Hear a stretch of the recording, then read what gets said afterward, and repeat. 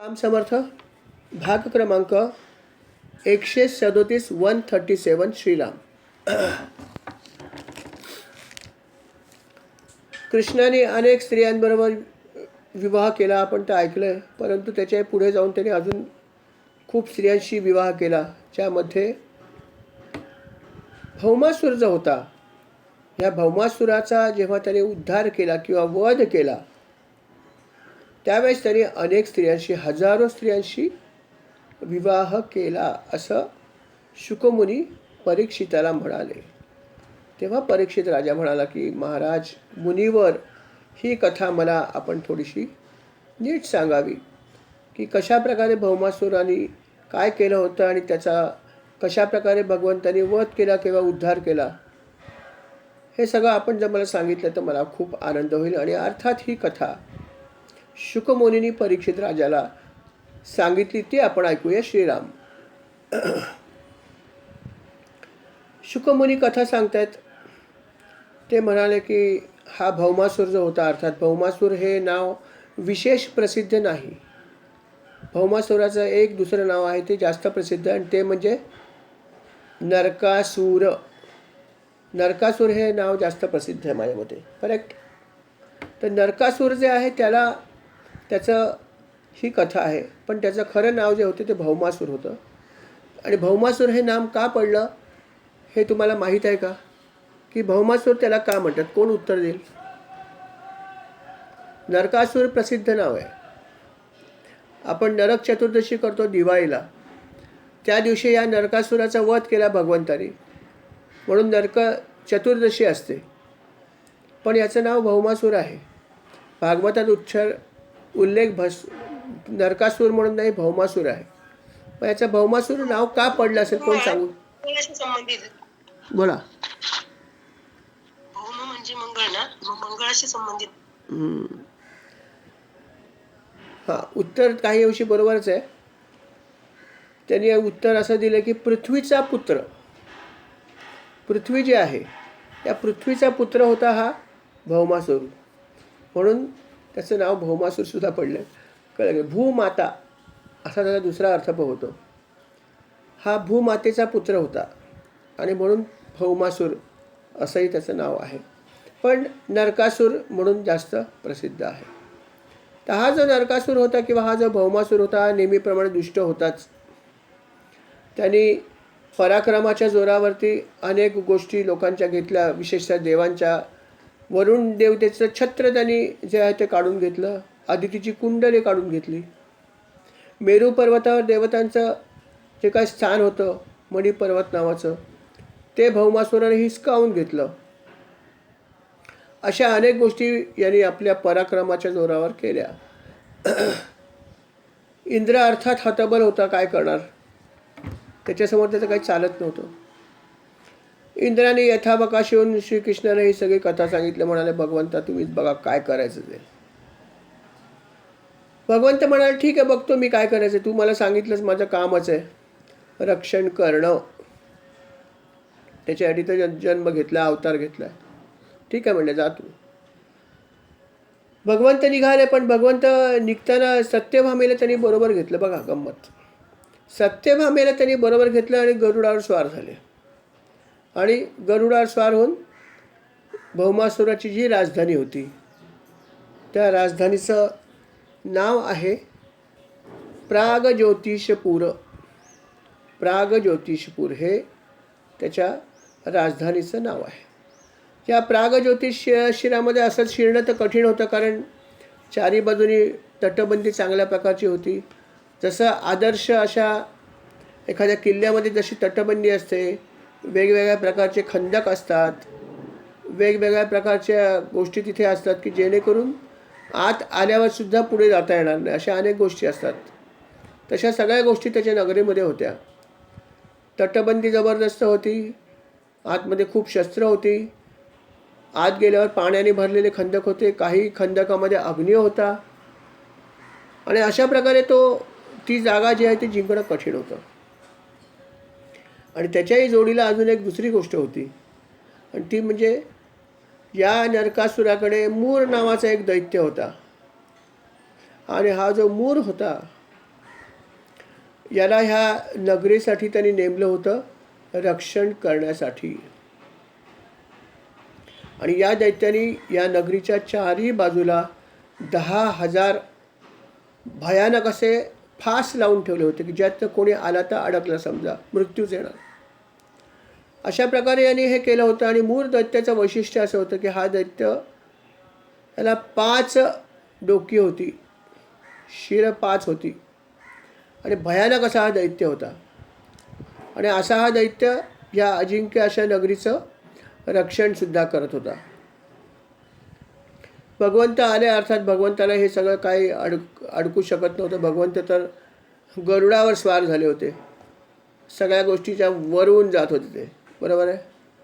तरी पण जाता जाता भगवंत जेव्हा तिथे पोचले, त्या भगवंतांनी या सगळ्या गोष्टी पहिल्या नष्ट केल्या. जे डोंगर आसपास होते ते सगळे डोंगर फोडून टाकले आपल्या गदेच्या प्रहाराने. जे काही खंदक होते ते खंदकसुद्धा छिन्न विछिन्न करून टाकले. त्याच्यानंतर जेवढे फास लावले होते या मूळ दैत्याने की आत आले आणि तर फासात अडकावं, ते सगळे फास भगवंताने लीलया आपल्या तलवारीने तोडून टाकले. आणि जो काही थोडीफार तटबंदी राहिली होती ती आपल्या गदेचा प्रहार करून सगळी उद्ध्वस्त केली. अशा प्रकारे ही नगरी त्यांनी पूर्णपणे उघडी केली. लीलया हा महत्त्वाचा भाग आहे की जे काही केलं ते अतिशय लीलया केलं. काहीही त्यांना कष्ट घ्यावे लागले नाहीत. अर्थात भगवंत आहेत, भगवंताला कष्ट लागणार काय. अशा प्रकारे भगवंतानी नगरी जी आहे त्या नगरीला त्यांनी व्यवस्थित लावलं जागेवर. हे सगळं होत असताना हा जो मूळ दैत्य होता हा तिथे होता आणि तो थोडासा विश्रांती घेत होता, बेसावत होता. कारण त्याला वाटलं कोण येणार इथे, ही अजिंक्य नगरी आहे, ह्यातून आत येताच येणार नाही कोणाला. आणि मी इतके फास लावलेत, काय होणार आहे.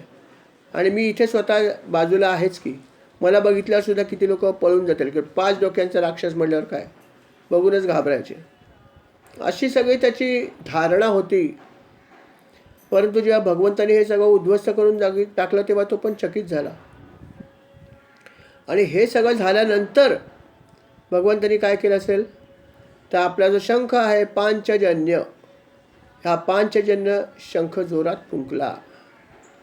शंख जेव्हा त्यांनी फुंकला त्या शंखाचा जो आवाज झाला, तो आवाज म्हणजे त्यांनी वर्णन असं केलं की प्रलयकालीन विजेचा कडकडाट कसा होतो, तर त्या कडकडाटासारखा आवाज ह्या पांचजन्य शंखातून निर्माण झाला.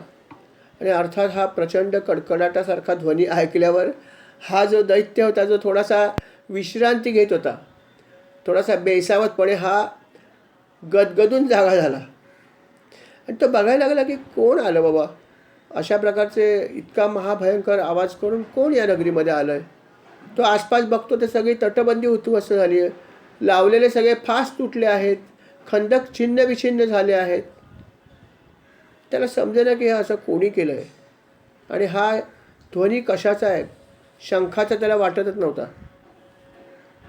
जसं वर्णन केलं तसं त्याला विजेच्या कडकडासारखाच वाटला.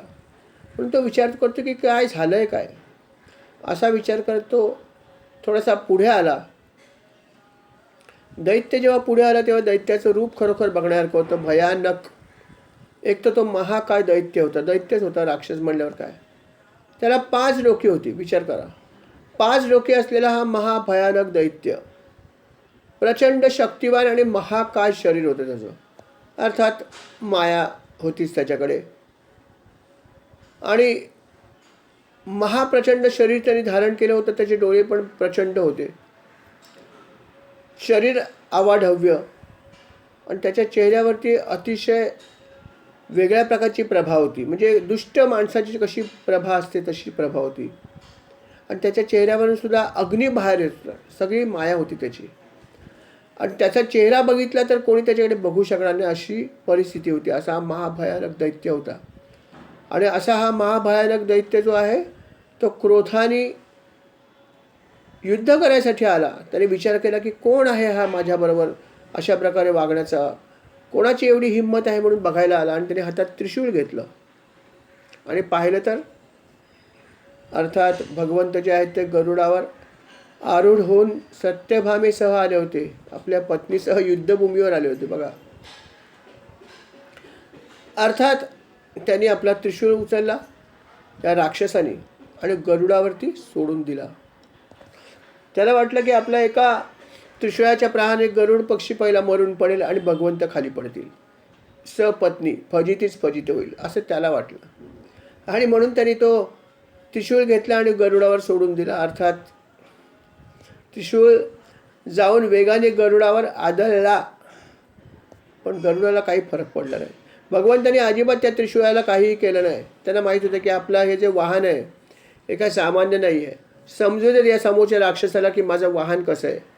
आणि अर्थात हे महाकाय त्रिशूळ गरुडावर जाऊन पडलं तरी गरुडाला काहीही झालं नाही, गरुडाला काहीच वाटलं नाही, टस किंमत झाला नाही आपल्या भाषेत. आणि तेव्हा हा चकित झाला की हा पक्षी काय आहे, कशाचा बनला आहे.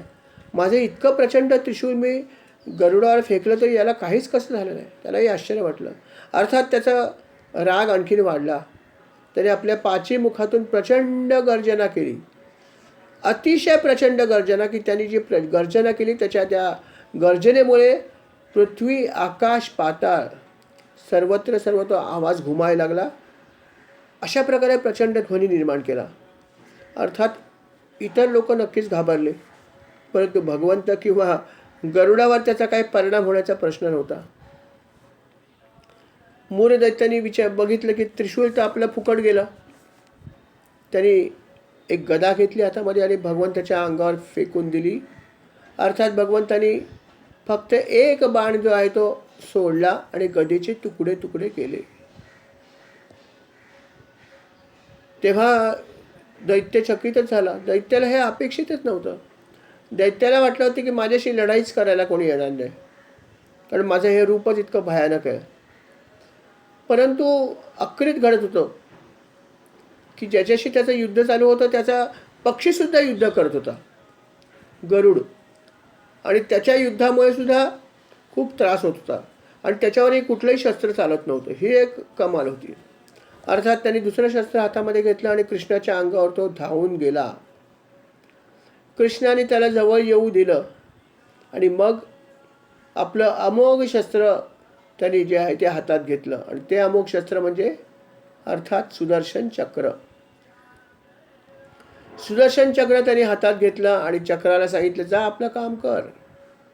आणि चक्र जे आहे ते अर्थात सहजपणे पुढे गेलं आणि या महाकाय दैत्याची 5ही मस्तकं त्यांनी छेदून टाकली. अर्थात जेव्हा याच्या अशा प्रकारचं मस्तक छाटली गेली, छेदन झालं, तेव्हा जसा एखादा मोठा पर्वत जसा कोसळतो, त्याचं जर शिर तुटलं, एखाद्या पर्वताचं जर शिखर तुटलं आणि जर पर्वत कधी पडला तर कशा प्रकारे पाण्यात पडेल, तो कसा आवाज येईल, काय होईल, तशा प्रकारची गोष्ट घडली की त्याचं मस्तक जेव्हा धडावेगळं झालं तेव्हा हा महाकाय असा हा राक्षस जो आहे तो तिथल्या पाण्यामध्ये पडला आणि प्रचंड आवाज निर्माण झाला. बघता बघता राक्षसाचा भगवंतानी वध केला नव्हे, त्याचा उद्धार केला. दैत्य तर मरून पडला, पण त्याचे मुलं होती तिकडे. 7 पुत्र त्याला होते या दैत्याला. एकाचं नाव ताम्र, दुसऱ्याचं अंतरिक्ष, तिसऱ्याचं श्रवण, विभवसु, वसु, नभस्वान आणि अरुण असे 7 पुत्र या दैत्याला होते. 7ही पुत्रांच्या समोर याचा मृत्यू झाला होता आणि आपल्या पित्याच्या मृत्यूचा बदला घेण्याची इच्छा त्यांच्या मनात होती, सूड घेण्याची इच्छा होती आणि म्हणून त्यांनी हातात शस्त्र घेतली, बरोबर सेना घेतली आणि पीठ नावाचा एक दैत्य होता त्याला आपला सेनापती बनवलं आणि सुसज्ज सेना घेऊन त्यांनी श्रीकृष्णावर चढाई केली. भगवंतावर त्यांनी चढाई केली. सेना होती, तो सेनापती होता आणि स्वतः दैत्याची 7 मुलं सुद्धा होती. सर्व लोकांनी एकाच वेळेस भगवंतावरती अनेक शस्त्र फेकली. कोणी बाण फेकते, कोणी खड्ग फेकते, कोणी गदा फेकते, कोणी शक्ती फेकते, कोणी त्रिशूळ फेकते. अनेक प्रकारच्या गोष्टींचा भगवंतावर वर्षाव झाला. अर्थात भगवंतावर एवढ्या गोष्टींचा वर्षाव झाला तरी भगवंतावर काय होणार आहे? भगवंतावर या कुठल्याही गोष्टीचा काहीही परिणाम झाला नाही. आश्चर्यचकित झाले क्षणभर, पण परत शस्त्र हातात घेतली आणि फेकायला सुरुवात केली. मग भगवंतांनी हातामध्ये धनुष्यबाण घेतलं आणि फक्त काही बाण सोडले. आणि त्या बाणाने काय घडलं असेल? ते जेवढी शस्त्र त्यांनी फेकली होती ती सगळ्या शस्त्रांचं निवारण झालं. सगळ्या शस्त्रांची फक्त काही बाणाने तुकडे तुकडे झाले आणि तुकडे झाल्यावरती सुद्धा ते बाण पुढे जात राहिले. आणि त्या बाणांनी तिथे उपस्थित असलेल्या एकेका सैनिकाला यमसदनाला पाठवलं. फक्त काही बाण फेकले, भरपूर बाण पण नाही फेकले, पण बाणच असे होते की शस्त्रांचं भेदन आणि सैनिकांचा मृत्यू अशीच कामगिरी त्यांना दिली होती. आणि त्याप्रमाणे घडलं होतं. बघता बघता ही सगळी सेना जी आहे ती समोर मृत्युमुखी पडली होती. सगळे दैत्य त्या सेनेतले जे आहेत ते यमसदनाला पोचले होते. आणि हे सगळं बघत होता नरकासुर म्हणजेच भौमासुर, जो पृथ्वीचा पुत्र होता. त्यांनी हे सगळं बघितलं की भगवान श्रीकृष्ण जे आहेत ते त्यांनी आपल्या सर्व सेनेचा नाश केला आहे. आता एवढं सगळं झाल्यावरती त्याला थोडी भीती वाटायला हरकत नव्हती, नाही का? की माझा हा सेनापती आहे त्याचा वध केला, हा मूर नावाचा दैत्य 5 डोकी असलेला महाभयंकर याचाही त्यांनी लीलया वध केला, माझी नगरी उद्ध्वस्त केली. तर आता इथे मला जरासा जी आहे मला भीती आहे याच्यापासून, तेव्हा युद्ध करावं की नाही हा विचार करायला पाहिजे की नाही, पण नाही केला. सगळ्या असुरांचं हे वैशिष्ट्य होतं, काहीही घडलं तरी त्यांना असं वाटायचं की इतर लोकांची शक्ती कमी, माझी शक्ती जी ती सर्वात जास्त आहे. आणि मी जेव्हा युद्ध करेन तेव्हा माझ्यासमोर कोणीही टिकू शकणार नाही याची त्यांना खात्री. आणि त्यामुळे अशी खात्री सर्वच दैत्यांना होती, नाही का? आणि म्हणूनच सर्व दैत्यांचा मृत्यू पण झाला. जसं जरासंधाचा 17 वेळा पराभव भगवंतांनी केला तरी पण तो 18व्यांदा आलाच ना. अर्थात भगवंतांनी त्याला संधी दिली तो भाग वेगळा आहे, पण त्याला स्वतःला अक्कल आली का नाही आली की भगवंत आपल्याला का सोडतायत, काय हेतू आहे, काही विचार न केला. त्याला असं वाटायचं की आता संधी मिळाली, सोडायचं नाही, यावेळेस आपण भगवंताला नक्की हरवू, खात्री. अहो रावणाची काय कथा आहे? रावणाचं जेव्हा युद्ध रामाशी झालं त्याच्या अगोदर त्याची सगळी सेना जवळपास भगवंतांनी मारली होती ना. त्याचे सगळे पराक्रमी राक्षस मारले होते. कुंभकर्णासारखा महाकाय भाऊ, त्याची प्रचंड शक्ती, त्याचाही लक्ष्मणाने वध केला होता ना. मेघनाथाचा वध झाला होता की ज्याने इंद्राला जिंकलं होतं, इंद्रजित नाव पडलं होतं. अशा या मेघनाथाचा सुद्धा वध झालाच होता ना. मग इतकं सगळं झाल्यावरती रावणाला बुद्धी आली का की हे सगळे शक्तिशाली वीर जे आहेत, इंद्राला ज्याने अनेक वेळा जिंकला असा माझा परमपराक्रमी असा पुत्र जेव्हा मारला जातो याचा अर्थ काहीतरी गडबड आहे किंवा युद्धामध्ये आपल्यालाही मृत्यू येऊ शकतो असं वाटलं त्याला नाही. कारण गर्वाची भावना होती की मी आणि माझं शक्ती. त्याला तर फार गर्व होता. तो दशानन त्याला म्हणायचे, 10 अर्थात त्याला मुख होती, त्याला तर खूप गर्व होता. अरे जिथे या राक्षसाने, या रावणाने ज्याने वर दिल्या त्या भगवान शंकराला पण सोडलं नाही तर तो रामाला काय सोडणार? त्याने पार्वतीला पण मागितलं होतं ना की मला दे म्हणून. आत्मलिंग पण भगवंताकडून घेतलंच होतं ना. असा हा रावण ज्याने वर दिला त्याच्यावरच तो उलटला होता. असा हा रावण, तो काय बुद्धी घेणार? म्हणून तर शेवटपर्यंत त्याला हा गर्व होता की मी जो आहे जास्त शक्तिवान आहे आणि माझ्यासमोर कोणी टिकणार नाही. त्याला मंदोदरीने नंतर पण सांगितलं होतं की बाबा रे आता तरी सावध हो, आता तर आपला पुत्र जो आहे तो गेलेला आहे. इंद्रजित कोणासाठी आता हे सगळं करायचं आहे? युद्ध करून तू काय मिळवणार आहेस? जे काय शिल्लक आहे ते असंच ठेव. गुण्या गोवंदांनी तू समेट कर असं मंदोदरीने परोपरीने सांगितलं पतीचं रक्षण करण्यासाठी. ती तर सती होती चांगली, पण रावणाने तिचा सल्ला मानला नाही.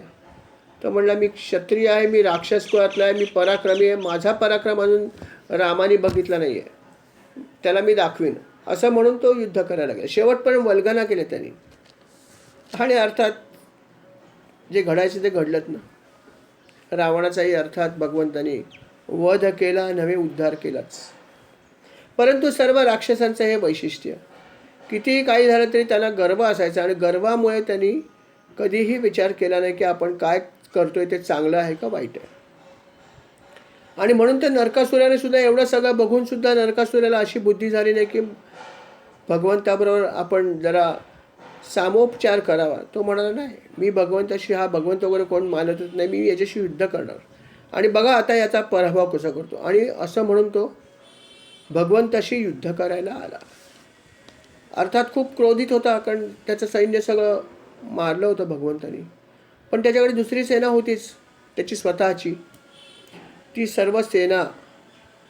आणि त्याच्याकडे विशेष म्हणजे हत्ती सेना खूप मोठी होती. वैशिष्ट्य होतं की हत्तीची एक वेगळी सेना होती. आणि ही हत्तीची सेना जी होती, या हत्तीच्या सेनेचं वैशिष्ट्य असं होतं की सर्व हत्ती मदोन्मत्त होते. आणि या हत्तीला अर्थात मदोन्मत्त बनवलं होतं, त्यांना मदिरेचं प्राशन करायला लावलं होतं आणि ते सगळे लढण्याच्या हेतूने बाहेर आले होते. त्यांच्या हातात त्यांच्या सोंड्यामध्ये शस्त्र पण द्यायचे. आणि अशा प्रकारे हे हत्तीची सेना घेऊन हा नरकासूर बाहेर आला भगवंताशी युद्ध करायला. युद्ध सुरू झालं. भगवंत तर गरुडावर बसलेच होते. भौमासुराने आल्या आल्या एक हातामध्ये शक्ती घेतली. त्याच्या हिशोबामध्ये ती अमोघ शक्ती होती, शताग्नी नावाची. ही शक्ती त्याने घेतली आणि भगवंतावर सोडली. त्याचे सैनिक तर लढत होते. अर्थात ही सगळी अशी शक्ती जरी सोडली तर भगवंताला त्या शक्तीने काय होणार आहे. भगवंताला काहीही झालं नाही. भगवंतानी पाहिलं की अनेक सैनिक येत आहेत युद्ध करायला. भगवंतानी काही बाण लावले धनुष्याला आणि सोडून दिले.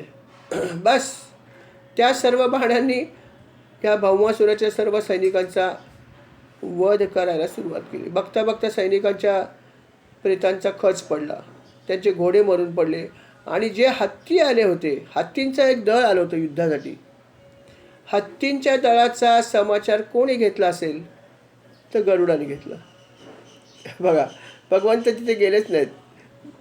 हत्तींच्या दळाशी युद्ध केलं ते गरुडाने केलं. गरुडाने आपल्या पंखांनी फक्त वार केले आणि जर समोर कोणी आला तर चोच मारायची किंवा आपल्या पायाची नखं मारायची. एवढं केल्यावरतीच त्या हत्तींचा संहार व्हायला लागला. कारण गरुड पक्षाची शक्ती किती असेल विचार करा. ज्यांनी प्रत्यक्ष भगवंताला वाहन बनण्यासाठी बोलवलं आहे की भगवंता मी तुमचं वाहन बनतो, तुम्ही माझा स्वीकार करा. विचार करा की भगवंताला ज्यांनी अंगावर घेतलं त्याच्यासाठी हे हत्ती काय असतील. आणि म्हणून तर त्यांनी फक्त आपल्या पंखांचा वापर करून, आपल्या चोचीचा वापर करून, नखांचा वापर करून या हत्तीच्या सेनेचे दाण उडवले. हत्तीने लक्षात आलं की हा गरुड साधा नाही आणि त्यांना अक्कल आली, म्हणून ते सगळे पळत सुटले रणांगण सोडून. माजलेले हत्ती असून पण त्यांना अक्कल आली. ते सगळे मागे फिरले, रणांगण सोडून पळत सुटले आणि मागे नगरामध्ये गेले. पण एवढं होऊन सुद्धा भौमासुराला कुठल्याही प्रकारची बुद्धी आली नाही. विनाशकाले विपरीत बुद्धी. भौमासुराला वाटलं की नाही, मी पराक्रमी आहे, माझी सेना नसेल पण मी आहे ना, माझ्याशी भगवंत काय लढणार. म्हणून भौमासूर अर्थात श्रीकृष्णाच्या समोर गेला आणि अजून एक शक्ती त्यांनी काढली. त्याच्या हिशोबामध्ये दिव्य शक्ती होती की वज्रापेक्षा सुद्धा जास्त शक्तिशाली होती. आणि अशी शक्तीने भगवंतावर सोडली. ती शक्ती सोडताना त्यांनी पहिला विचार केला की आपण ही शक्ती अशी वापरूया की ती पहिली गरुडाला लागेल आणि नंतर भगवंताकडे जाईल. गरुड गेला की भगवंत जमिनीवर आले. त्याच्या हिशोबात त्यांनी मस्त विचार केला. शक्ती सोडली, शक्ती गेली, गरुडावर पडली, पण गरुडाला काहीच झालं नाही. शक्ती गरुडावर जाऊन अडकली, पुढे गेलीच नाही. तोही चकित झाला की गरुडाला काही झालं नाही. गरुड तर थोडाही विचलित झाला नाही. कमाल आहे, काय आहे समजत नाही. मग त्याने विचार केला, चला गरुडाला द्या सोडून, कृष्णालाच मारूया. म्हणून त्याने हातामध्ये एक त्रिशूळ घेतला. त्रिशूळ फेकला. भगवंताने एक बाण सोडला आणि त्रिशूळाचे 2 तुकडे केले. त्याने हातामध्ये एक दुसरी वस्तू घेतली, परीघ घेतला, परीघ फेकला. भगवंताने अजून एक बाण सोडला, त्याचे तुकडे तुकडे केलं. तो जे काही शस्त्र हातात घेईल आणि भगवंतावर सोडेल, ते शस्त्र भगवंतावर पोचायच्या आधीच भगवंताच्या बाणान्वये ते छिन्न विछिन्न व्हायचं. अशा प्रकारे भगवंत त्याची गंमत करत होते. बघत होते की काय करतो, त्याला समजू दे आपलं किती शौर्य आहे आणि आपण कुठे आहोत. भगवंताने त्याला संधी दिली भरपूर. अर्थात एवढी संधी देऊन सुद्धा त्याला अक्कल आली नाही. तो लढतच राहिला. मग भगवंताने ठरवलं की आता ही लढाई बास झाली. आता आपण ह्याला त्याच्या मूळ जागी पाठवून देऊया यमसदनामध्ये. आणि भगवंताने आपलं लाडकं शस्त्र, अमोघ शस्त्र हातात घेतलं, ते म्हणजे सुदर्शन चक्र. आणि ते सुदर्शन चक्र अर्थात त्याने सांगितलं, बाबा रे जा आणि भौमासुराचं काम करून ये. चक्र निघालं. चक्राकडे हा बघतच राहिला. त्याला सुचलंच नाही काय करावं. शस्त्राचं, त्या चक्राचं एवढं तेज होतं की चक्र बघितल्यावर तो स्तंभित झाला. आणि चक्र बघता बघता निघाला आणि एका क्षणात त्यांनी या भौमासुराचा वध केला. भौमासुराचं शिर त्यांनी जे आहे ते उडवलं.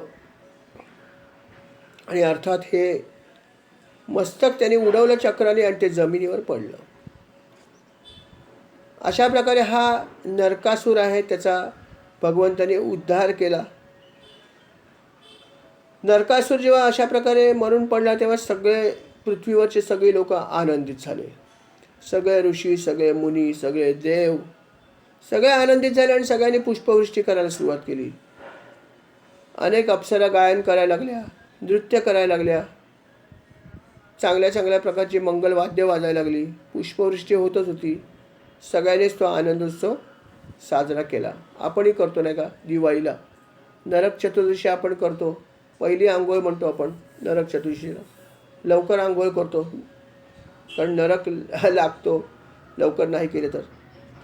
आणि त्याप्रमाणे या दिवशी त्याचा भगवंतानी उद्धार केला, वध केला. हे सगळं घडलं. सगळी सृष्टी आनंदात होती कारण दुराचारी असा तो दैत्य होता. पण दुःख झालं कोणाला, तर अर्थात पृथ्वी मातेला, भूमातेला दुःख झालं कारण तिचा तो पुत्र होता. त्यामुळे तिला प्रचंड दुःख झालं. ती भगवंताकडे आली आणि भगवंतासमोर गुडघे टेकून बसली. येताना तिने आधी तिची रत्नकुंडली आणली होती, जी अर्थात या भौमासुराने घेतली होती जोर जबरदस्तीने. त्याचप्रमाणे तिने वरुणाचं छत्र आणलं होतं, जे त्याने हिसकावून घेतलं होतं. अशा सगळ्या वस्तू ज्या ज्या तिच्या ह्या पुत्राने जोर जबरदस्तीने घेतल्या होत्या त्या सगळ्या वस्तू तिने आणल्या आणि भगवंताला दिल्या. म्हणाले, भगवंता हे सगळं घ्या. आणि मग भगवंताची तिने स्तुती करायला सुरुवात केली. ती भगवंताला म्हणाली, भगवंता मी आपली स्तुती काय करू आणि कशी करू. मी तर आपल्या चरणाशी शरण आले. हे सगळं जग तर आपणच निर्माण केलेत, परंतु आपण तर जन्मविरहित आहात. आपण त्या सगळ्याच्या पलीकडे आहात. जेव्हा जगाची उत्पत्ती आपण करू इच्छिता तेव्हा आपण काय करता, आपण रजोगुण धारण करता. जेव्हा तुम्हाला या जगाचा प्रलय करायची इच्छा असते तेव्हा आपण काय करता, तेव्हा आपण तमोगुणाचा वापर करता. आणि जेव्हा तुम्हाला असं वाटतं की या सृष्टीचं पालन केलं पाहिजे तेव्हा सत्वगुणाचा आपण स्वीकार करता. अशा प्रकारे या तीनही गुणांना आपण वापरता. बघा शब्द काय, आपण वापरता, हा महत्त्वाचा शब्द आहे. गुण तर आपल्यामध्ये पण आहेतच ना, सत्व, रज आणि तमो. पण ते आपण वापरत नाही, ते गुणच आपल्याला वापरत असतात. असं म्हणलं तर अतिशयोक्ती होणार नाही, नाही का, की रजोगुण आपल्याला वापरत असतात, तमोगुण आपल्याला वापरत असतात, आपण त्यांच्यावर नियंत्रण करत नाही. सत्वगुण हां, ते लोकांमध्ये असतात, सर्वांमध्ये कमी अधिक प्रमाणात ते असतात, ठीक आहे. पण त्याचं प्रमाण ह्या दोन गुणाशी जर कंपेअर केली, या दोन गुणाशी जर आपण त्याची तुलना केली, तर अर्थात ते खूप कमी असतात आणि हे दोन गुण जास्त असतात. ते असं म्हणते की भगवंता, या तीन गुणांचा आपण वापर करता वेळोवेळी, परंतु ह्या गुणांचा आपल्यावर काहीही परिणाम होत नाही. हे वैशिष्ट्य आम्ही सुद्धा वापर करतो, पण आमचं उलटं होतं. आमच्यावरती हे गुण आधिपत्य करतायत, हे गुण आम्हाला वापरतायत आणि भगवंत गुणाला वापरतायत. आणि म्हणून ते म्हणते की या गुणांनी आपण अजिबात झाकले जात नाहीत. हे आपलं वैशिष्ट्य आहे. प्रकृती आणि पुरुषाच्या आपण पलीकडे आहात, सर्वाच्या पलीकडे आपणच आहोत. पंचतत्व सगळे आपल्यात आहेत. पंचतत्वामध्ये मी पण आहे. पृथ्वी मी आहे, जल आहे, अग्नी आहे, वायू, आकाश, हे सगळ्यां मिळून पंचतत्व तयार झालं आहे. ज्याच्यातून अनेक गोष्टी तयार झाल्या आहेत. मन आहे, इंद्रिय आहे, पंच तन्मात्रा आहेत. अनेक गोष्टी मिळून अनेक गोष्टी तयार होतात. हे सगळं चराचर या सगळ्या गोष्टींनी मिळून बनलं आहे. अर्थात हे सगळं चराचर आपण निर्मिती करायला लावली ब्रह्मदेवाला. आपण स्वतः बाजूलाच आहात. पण सगळं निर्मिती होत असताना सुद्धा आपल्यावर या कुठल्याही गुणाचा काहीही परिणाम होत नाही. आपण गुणातीत आहात. तम गुणातीतः तम अवस्थात्रयातीतः तम देहत्रयातीतः तम कालत्रयातीतः, असं वर्णन अथर्वशीर्षामध्ये पण आहे श्री गणेशाचं. अशा प्रकारे भगवंत जे आहेत हे अशा प्रकारच्या अवस्थेत आहेत. ते सगळ्याच्या पलीकडे आहेत आणि सर्वात शेवटी त्यांची जागा आपल्या शरीरात आहेच आहे. ती कुठे आहे? तम मूलाधार स्थितोसी नित्यम. तर कुठे तुझं स्थान आहे? मूलाधार चक्रामध्ये तुझं स्थान आहे, असं अथर्वशीर्षात सांगितलं, जे बरोबरच आहे. माकड हाडाच्या जे माकड हाड आहे तिथे जे आहे त्याच्यावरती हे भगवंत विराजमान आहेत. तर मूलाधार स्थित, मूलाधार चक्र जिथे आहे त्या मूलाधार चक्रामध्येच भगवंत आहेत, असं वर्णन आहे. आणि आज ही पृथ्वी पण तेच म्हणते आहे की तुम्ही सर्वाच्या पलीकडे आहात, सगळं काही तुमच्यामुळे आहात, पण तुम्ही या कुठल्याही गोष्टीचा तुमच्यावर काहीही परिणाम होत नाही. तुमचं अजून एक वैशिष्ट्य भगवंता, तिने भगवंताला हाक मारली की हे भगवंता, हे शरणागत भयभंजना, ही हाक मारली आहे. आणि पुढची प्रार्थना केली. हाक काय मारली आहे? हे शरणागत भयभंजना. किती छान अर्थ आहे की जी कोणी व्यक्ती, जो कोणी जीव आपल्या चरणाशी शरण येतो, कशामुळे? कुठल्याही कारणास्तव, पण जास्त करून भयामुळेच येतो ना. भय निर्माण झाल्यावरती आपण शरणागत होतोच ना. आणि म्हणून तिने सांगितलं की तुमचं वैशिष्ट्य दुसरं काय आहे, तर भयभंजन करणारे तुम्ही आहात. पण कोणाचं? जे तुमच्या चरणी शरण येतात त्यांचं. शरणागत भयभंजना. भंजना म्हणजे करणारे, भंजन नाही म्हटलं, भंजना, की जे जे लोक तुझ्या चरणी शरण आले त्यांचं भय तुम्ही घालवता. म्हणून भगवंताची प्रार्थना करतात. भवभयहरण म्हणतात. शांताकारम भुजंगशयनम, ही जी प्रार्थना त्यात म्हणलं ना, भवभयहरम सर्व लोकैकनाथम, ही प्रार्थना आपण म्हणतोच ना विष्णू सहस्रनामामध्ये.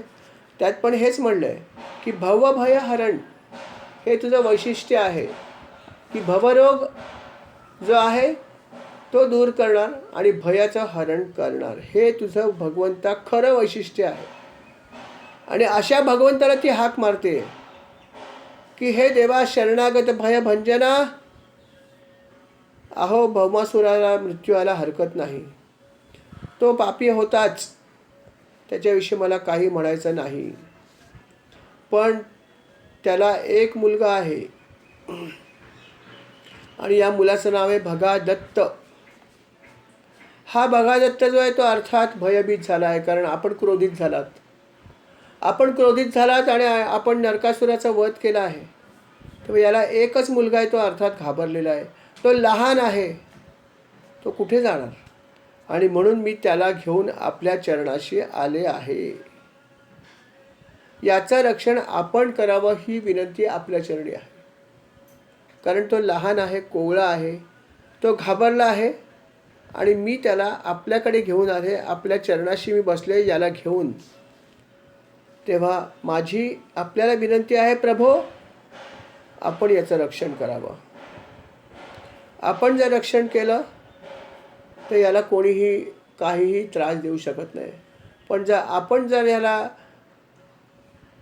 आश्रय दिला नाही तर जगात याला कोणीही देऊ शकणार नाही. तेव्हा कृपा करा आणि याचं रक्षण करा. अशा प्रकारची प्रार्थना पृथ्वीने केली अतिशय विनम्रपणे. भगवंतानी ती खूप तिने स्तुती केली की भगवंतानी हे द्यावं म्हणून. अर्थात भगवंताला इतकी जर प्रार्थना केली तर भगवंत का आनंदित होणार नाही. भगवंत अर्थात पृथ्वीचा काही दोष नव्हताच. त्यामुळे पृथ्वीने जेव्हा प्रार्थना केली भगवंत प्रसन्न झाले आणि म्हणाले, ठीक आहे, तुझ्या इच्छेप्रमाणे होईल. भगादत्ताला मी अभयदान देत आहे. भगादत्ताला कोणीही कुठलाही त्रास देणार नाही. मी अभय दिलं म्हणल्यावर संपला विषय. जिथे भगवंत तुमचा तारणहार असतो त्याला कोण काय करणार. कालिया नाग म्हणाला की मी इथून सोडून जायला तयार, पण मला भीती वाटते गरुडाची. तुमचंच वाहन आहे, काय करू. भगवंत म्हणाले ज्याला मी आश्रय दिले त्याला कोणी काय करणार नाही. माझ्या पायाचा ठसा तुझ्या फण्यावर उमटलेला आहे. मी तुझ्या फण्यावर उभा राहिलो होतो ना, तिथे मी नृत्य केलं आहे. माझ्या पावलांचा ठसा तिथे उमटला आहे. माझ्या पावलांचा ठसा बघितल्यावर गरुडराज कधीही तुझ्याकडे ढुंकून सुद्धा बघणार नाहीत. त्यामुळे तुझी भय गेलं. तू आता निर्भयपणे दुसऱ्या डोहात जा. आणि अर्थात कालिया नाग सोडून गेला. जेव्हा जेव्हा भगवंत एखाद्या जीवावरती कृपा करतात, त्याला आश्रय देतात, तेव्हा त्याला कुठल्याही प्रकारचं भय नावाची गोष्ट शिल्लक राहत नाही. अशा प्रकारे भगवंतानी भगादत्ताला शरण आला होता म्हणून पृथ्वी त्याचं रक्षण करण्याचं वचन दिलं आणि त्याप्रमाणे त्याला सोडून दिलं. त्याचं राज्य पण त्याला परत देऊन टाकलं. तो म्हणाला, मला राज्यसुद्धा आम्हाला नको आहे कोणालाही, ते राज्य तुम्हीच घ्या. फक्त ज्या ज्या लोकांना काही त्यांनी कैद केलं असेल त्या सर्वांना आम्हाला सोडवायचं आहे. भगादत्ताला वाचवण्यासाठी पृथ्वीने भगवंताची प्रार्थना केली, त्याला अभयदान मिळवून दिलं. पण याच भगादत्ताने जेव्हा महाभारताचं युद्ध झालं, जेव्हा कौरव पांडवांचं युद्ध झालं, त्या युद्धामध्ये हाच भगादत्त कौरवांच्या बाजूने लढाईसाठी आला. हे लक्षात ठेवा. बघा, त्याला प्रत्यक्ष भगवंताने अभयदान दिलं तोच हा भगादत्त यांनी प्रचंड सेना प्रागज्योतिषापुरातून आणली आणि कौरवांच्या बाजूने युद्धासाठी आला आणि घनघोर युद्ध केलं पांडवांशी. खूप पराक्रमी होता तो. खूप घनघोर युद्ध केलं. त्याचा पराभव करणं कठीण होतं. शेवटी अर्जुनाने केला त्याचा पराभव, ते पण भगवंताच्या मार्गदर्शनामुळे. नाही तर पराभव करणं इतका पराक्रमी होता, पण त्याला याची जाण नाही राहिली की ज्या कृष्णाने मला अभयदान दिलं त्या कृष्णाच्या विरोधामध्ये मी युद्ध करतोय. किंबहुना तेवढ्यासाठीच त्याने केलं. पांडवांशी त्याचं वैर नव्हतं, पण कृष्णाने माझ्या वडिलांना मारलंय आणि म्हणून त्याच्या मनात द्वेष होता. आणि ज्यांनी आपल्यावर एवढे उपकार केले की आपल्या स्वतःला जीवदान दिलं, त्याच्याशीच त्यांनी वैर ठेवून युद्ध केलं. हे घडलेला हा इतिहास आहे महाभारतातला. अर्थात महाभारतामध्ये जे जे लोक भगवंताच्या विरोधामध्ये होते ते सगळे नष्ट झाले. त्यामुळे भगवंताचा सुद्धा यथावकाश अर्जुनाने वध केला, पण तो वध करताना त्याला खूप त्रास झाला. लक्षात ठेवा. प्रचंड युद्ध झालं, आवरत नव्हता भगदत्त. फक्त भगवंताच्यामुळे त्याचा पराभव झाला. हे म्हणलं तर अतिशयोक्ती होणार नाही. कथा कधीतरी सांगेन कसं झालं ते. इतका पराक्रमी भगदत्त होता. अर्थात भगदत्त त्या क्षणी तर भगवंताने आश्रय दिला, त्याला सगळं राज्य दिलं आणि भगवंताने विचार केला की आता ज्या ज्या लोकांचं जे जे घेतलं ते सगळं देऊन टाकूया. आधीच पृथ्वीने काही गोष्टी भगवंताकडे आणून दिल्या होत्या. आदितीची कुंडलं दिली होती, वर्णाचं छत्र दिलं होतं, अजून काही गोष्टी ज्या ज्या त्यांनी घेतल्या होत्या सगळ्या आणून दिल्या होत्याच. पण अजून काही गोष्टी शिल्लक होत्याच ना. आणि त्यातला महत्त्वाचा भाग म्हणजे या नरकासुराने 16,000 राजकुमारींचं हरण केलं होतं आणि यांना आपल्या अंतःपुरामध्ये ठेवून दिलं होतं, जबरदस्तीने अर्थात. अत्यंत घृणास्पद कृत्य केलं होतं.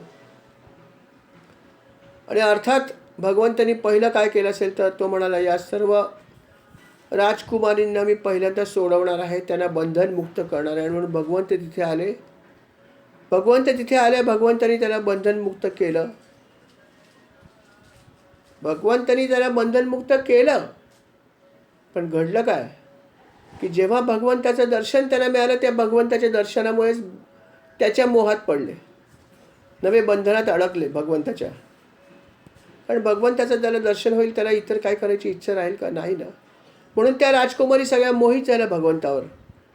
आणि त्यांच्या मनात एकच इच्छा झाली की जर आम्हाला लग्न करायचं असेल तर आम्हाला पती म्हणून फक्त आणि फक्त श्रीकृष्णच हवे आहेत, अशी मनोमन इच्छा त्यांची झाली. आणि ती त्यांनी व्यक्त करून दाखवली कृष्णासमोर. ज्या ज्या भक्तांनी जी जी गोष्ट प्रेमाने मागितली, भगवंतांनी सगळ्या गोष्टी दिल्यात. आणि अर्थात ही मागणी जी होती या राजकुमारीची, भगवंतांनी त्याला होकार दिला. भगवंत म्हणाले, मान्य आहे, तुम्हा सर्वांचा मी स्वीकार केलेला आहे. 16,000 कन्यांचा भगवंतांनी स्वीकार केला. त्यांना सुंदर सुंदर वस्त्र दिली, त्यांना पालखीमध्ये बसवलं आणि द्वारकेला पाठवून दिलं. अशा प्रकारे भगवंतांनी त्यांना पाठवून दिलं. म्हणाले की जा आता द्वारकेला, तुमचा मी उद्धार केला आहे, मी तुम्हाला स्वीकारलेलं आहे. भगवंत त्यांच्या पुढे गेले, कारण त्यांनी फक्त त्यांचं एक काम केलं होतं आणि त्यांना पुढे जायची इच्छा होती. भगवंत गरुडावर स्वार झाले होते, गरुडावर बसले होते. बरोबर सत्यभामा होती. हे सगळं तिच्या समोर घडत होतं, तिच्या बरोबर घडत होतं. भगवंत स्वर्गात गेले. स्वर्गात गेल्यावर इंद्रदेवतेने बघितले की भगवंत आले. त्यांना तो खूप आनंद झाला, कारण एवढा मोठा राक्षसाचा वध भगवंतांनी केला होता. इंद्राने त्याचं जोरदार स्वागत केलं, त्यांची छान पूजा केली, श्रीकृष्णाची सत्यभामाची पूजा केली, इंद्राणीसह सगळं काय केलं. भगवंतांनी जी कुंडले त्यांना मिळाली होती ती देऊन टाकली, हे घेऊन जा, असं सगळं काही त्यांनी दिलं. आणि मग त्यांचा निरोप घेऊन ते निघाले. आणि निघतानाच सत्यभामेला असं वाटलं की इथे असलेला हा जो वृक्ष आहे पारिजातकाचा, तिला फार आवडला. त्याचा सुगंध खूप छान होता, फुलं खूप छान होती. म्हणून ती म्हणाली, भगवंत हा वृक्ष आपल्याला नेता येईल का? कारण पृथ्वीवर तर हा कुठे नाही आहे. भगवंत म्हणाले, हो, हा वृक्ष फक्त केवळ आणि केवळ स्वर्गामध्ये आहे, आणि तोही या इंद्राच्या दरबारात फक्त, बाकी कुठेच नाही आहे. तुझी काय इच्छा आहे? ती म्हणाली, भगवंत माझी इच्छा आहे की हा आपल्या द्वारकेत असावा. बस ठीक आहे. भगवंतांनी एका क्षणामध्ये त्या पारिजातक वृक्षाला उपटलं आणि गरुडावर ठेवून दिलं. जसे आपण एखादी छोटीशी वस्तू घेतो आणि पिशवीत टाकतो, तसा भगवंताने लिहिलाय तो महाकाय वृक्ष उचलला आणि गरुडावर ठेवून दिला आणि निघाले. तेवढ्यात घडलं असं की इंद्र तिकडे आला आणि इंद्र क्रोधित झाला होता. इंद्राच्या हातामध्ये शस्त्र होतं आणि त्याच्याबरोबर अनेक देव होते. इंद्राने सांगितलं की आत्ताच्या आत्ता तुम्ही हे सगळं इथे ठेवा, नाही तर माझ्याशी युद्ध करावं लागेल. भगवंताला आवाज दिला. भगवंत म्हणाले, तुला काय करायचं ते कर. मी निघालो. आणि इंद्राबरोबर भगवंताचं युद्ध झालं. इंद्राच्या बाजूने सगळे देव. आणि अशा प्रकारे हा संघर्ष झाला, युद्ध झालं. सत्यभामा तिथेच होती. अर्थात भगवंतानी अतिशय लीलया त्यांनी या सर्व देवांचा आणि इंद्राचा पराभव केला आणि त्यांच्या समोर या वृक्षाला घेऊन तो पुढे निघून गेला. पण गंमत बघा इंद्राची, की ज्यांनी काही वेळापूर्वी याच भगवंताची पूजा केली होती आणि या भगवंतानी त्यांचं सगळं काही त्याला आणून दिलं होतं, पण या भगवंताच्या पत्नीला फक्त एक वृक्ष पाहिजे होता, तो वृक्ष तो द्यायला तयार नव्हता. असा हा इंद्र. त्यांनी भागवतात म्हटलंच की खरोखर इंद्राचं हे असंच आहे की इंद्राने जेव्हा जेव्हा त्याला गरज लागली भगवंताची प्रार्थना केली आहे, पण त्याचं काम झाल्यावर तो सगळ्याच भगवंताला विसरायचा. कोणीही भगवंत त्याला अपवाद नव्हता. त्याच्यासाठी सगळे असेच होते. स्वार्थापूर्ती करायचं आणि एरवी सगळ्यांना विसरायचा हा त्याचा स्थायी भाव होता. आणि म्हणून भगवंताशी त्यांनी युद्ध केलं आणि अर्थात त्याचा पराभव भगवंताने केला. आणि याचं मुख्य कारण म्हणजे अहंकार. अहंकार होता शक्तीचा आणि अहंकार होता मद होता सगळ्या ऐश्वर्याचा. या दोन गोष्टीमुळे तो असा नेहमीच वागत राहिला. अर्थात भगवंताने त्याला धडा शिकवला, तात्पुरता का होईना. धडा त्यांनी घेतला नाहीच, कारण भगवंताशी अनेक वेळा युद्ध नंतर पण केलंच आहे ना. कृष्णाशी गोवर्धन पर्वताच्या तिथेही युद्ध झालंच होतं एक प्रकारचं. त्यांनी युद्ध नाही केलं पण अनेक त्यांनी पाऊस पाडणारे ढग तर पाठवले होते. भगवंताने तेव्हाही लीला केली, गोवर्धन पर्वत उचलला. पण भगवंताशी संघर्ष त्यांनी अनेक वेळा केला आहे. खांडवनात पण काय घडलं? हाच इंद्र होता ना. इथे अर्जुन आणि भगवंतच होते. तिथेही त्यांचं युद्धच झालं. तिथेही पराभव केला तरी त्याला काही फरक पडला का? नाही पडला, कारण मद जास्त होता. आणि म्हणून त्यांनी भागवतात सुद्धा म्हटलं की इंद्रदेवता ही अशीच आहे की तिला खूप प्रकारचा मद आहे, असं त्यांनी वर्णन भागवतात सुद्धा केलं. अर्थात भगवंतांनी त्याच्या या मदाचं हरण केलं, या गर्वाचं हरण केलं आणि भगवंत तिथून सरळ निघाले आणि आपल्या मूळ जागी परत आले द्वारकेमध्ये. द्वारकेमध्ये आल्यावर भगवंतांनी काय केलं असेल तर या ज्या 16 सहस्त्र स्त्रिया होत्या ज्या द्वारकेत पोचल्या होत्या, भगवंतांनी त्या सर्वांशी विवाह करायचं ठरवलं. कारण काय, स्वीकार केला म्हणजे नुसताच स्वीकार केला, पुढे तर युद्धच झालं. तिकडे स्वीकार केला तर इत्सर करायला पाहिजे. त्या सर्व स्त्रियांशी त्यांनी 16,000 स्त्रियांशी एकाच वेळेस लग्न केलं. आणि या 16 सहस्त्र स्त्रियांसाठी 16 सहस्त्र महाल बांधले आणि त्या प्रत्येक महालामध्ये भगवंत वेगवेगळ्या रूपामध्ये राहत होता एकाच वेळेस. आणि जेव्हा तो भगवंत जेव्हा या स्त्रियांकडे राहायचे त्यावेळेस त्या स्त्रियांना असं कधीही वाटलं नाही की हा भगवंत आहे.